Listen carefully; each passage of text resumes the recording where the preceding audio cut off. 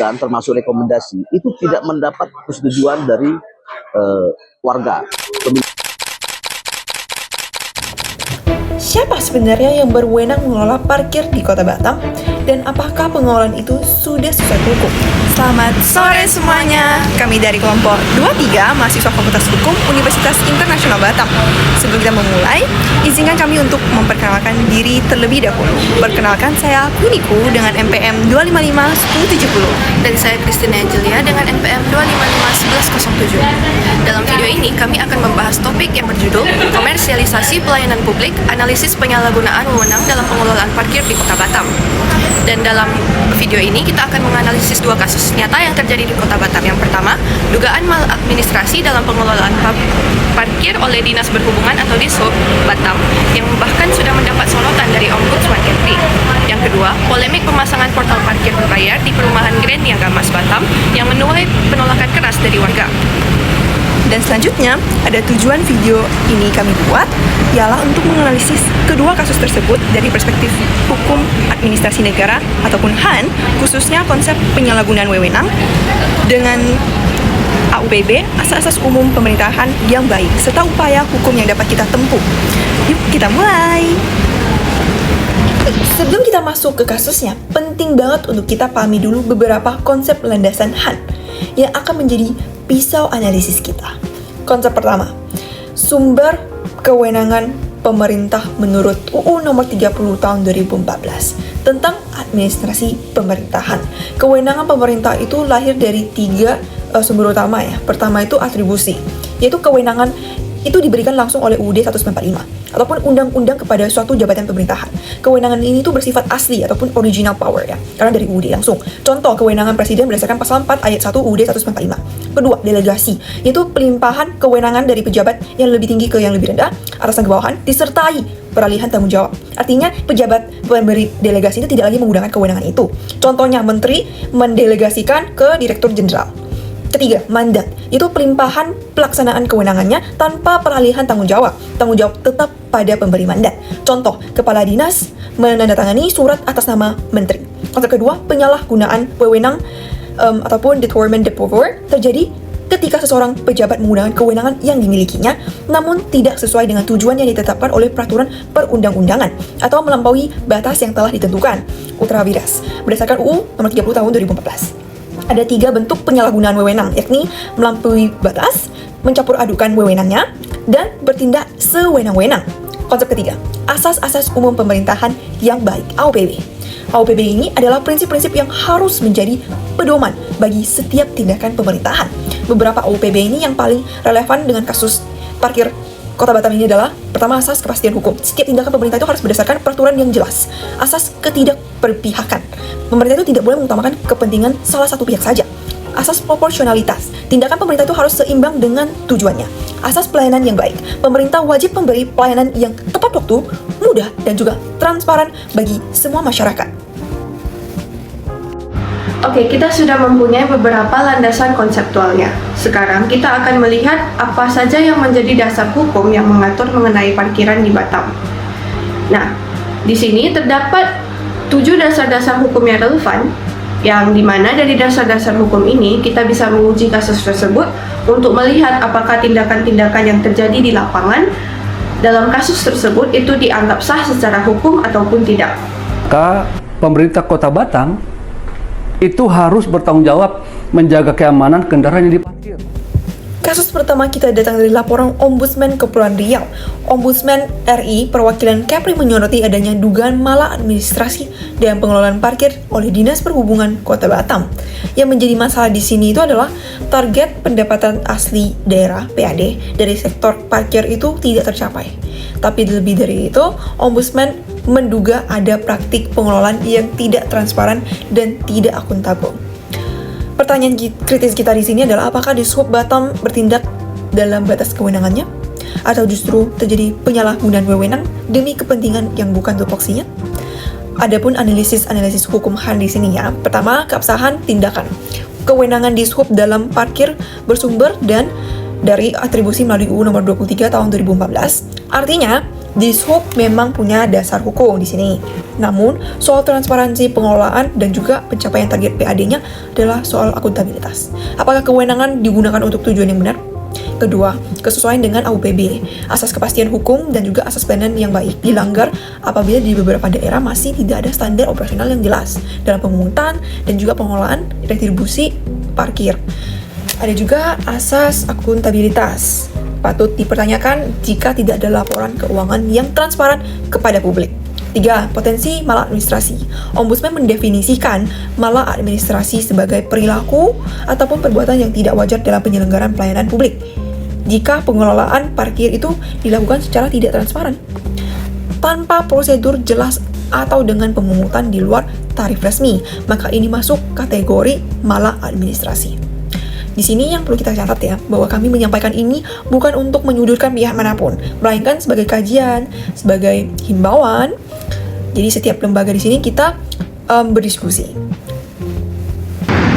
Konflik penolakan terhadap pemasangan autogate atau portal parkir berbayar di kawasan Grand Niaga Mas dan perumahan Maganda Residence, Kota Batam terus bergulir. Membahas mengenai kasus kedua, yaitu mengenai portal parkir di Komplek Grand Niaga Mas 2. Kasus ini, kronologi kasusnya bermulai ketika muncul portal parkir berbayar di jalan dalam kawasan Komplek Grand Niaga Mas 2. Dari sini memicu reaksi keras dari warga di mana mereka menolak dengan alasan jalan di dalam perumahan bukan jalan umum dan tidak ada sosialisasi sebelumnya dari pengelola kepada penghuni. Akan tetapi, pihak pengelola mengklaim telah mengantongi izin. Tapi izin dari siapa, atas dasar apa, dan apakah izin itu sudah sah secara hukum administrasi masih dipertanyakan.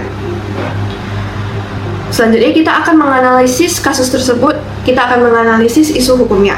Yang pertama ada keabsahan tindakan. Izin pengelolaan parkir di kawasan privat, contohnya perumahan atau komplek, harus memenuhi syarat atribusi yang jelas. Jika izin diterbitkan oleh pejabat yang tidak berwenang atau melampaui kewenangan yang diberikan sesuai undang-undang, maka izin itu bisa dianggap cacat wewenang dan berpotensi batal demi hukum. Yang kedua, kesesuaian dengan AUPB. Yang pertama ada asas keterbukaan. Asas ini dilanggar karena tidak ada sosialisasi sebelumnya kepada warga penghuni. Yang kedua, asas proporsionalitas dipertanyakan. Apakah pemasangan portal ini merupakan respon yang proporsional terhadap kebutuhan pengelolaan parkir di lingkungan perumahan? Dan yang ketiga, ada asas kepentingan umum. Dari kasus tersebut muncul pertanyaan apakah tindakan ini melayani kepentingan umum atau justru kepentingan komersialisasi semata. Yang terakhir ada komersialisasi pelayanan publik. Parkir di lingkungan perumahan pada dasarnya bukan pelayanan publik yang boleh dikomersialisasikan secara sepihak. Ketika pengelola memasang portal parkir berbayar tanpa dasar hukum yang kuat dan tanpa persetujuan masyarakat komplek tersebut, ini berpotensi menjadi bentuk penyalahgunaan kekuasaan atau wewenang dalam pelayanan publik. Untuk melengkapi analisis kami ingin turun langsung ke lapangan dan juga berbincang dengan salah satu juru parkir di kawasan Pasir Putih Batam. Ini adalah cara kami memahami realitas yang ada di lapangan, tidak hanya dari teks di buku ataupun berita online. Yuks! Sore Pak. Sore juga Kak. Iya. Jadi di sini apakah Bapak ada waktu luang yang untuk kami wawancara dari mahasiswa Universitas Internasional Batam? Ada Pak Kak. Oke. Makasih Pak waktunya ya. Jadi kita mulai wawancaranya nih. Iya Kak. Oke. Jadi untuk pertanyaan pertamanya itu sudah berapa lama Bapak itu bekerja sebagai juru parkir di sini? 1 tahun Kak. Jadi 1 tahunan pas gitu ya. Berarti dari tahun 2025. Iya Kak. Oke. Apakah Bapak itu bekerja untuk Dishub secara mandiri atau dari pengelola swasta? Pemerintah lah Kak. Pemerintah, berarti dari Dishub ya. Oke.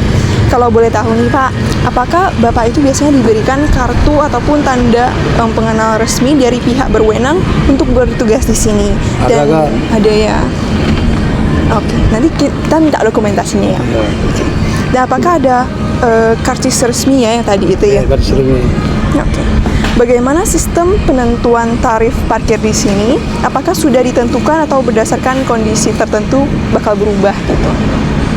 Ya, ulang tahun kita juga kan berubahnya kita nggak tahu gitu kan. Dapatnya kalau berubah ya tak makan lah anak bini.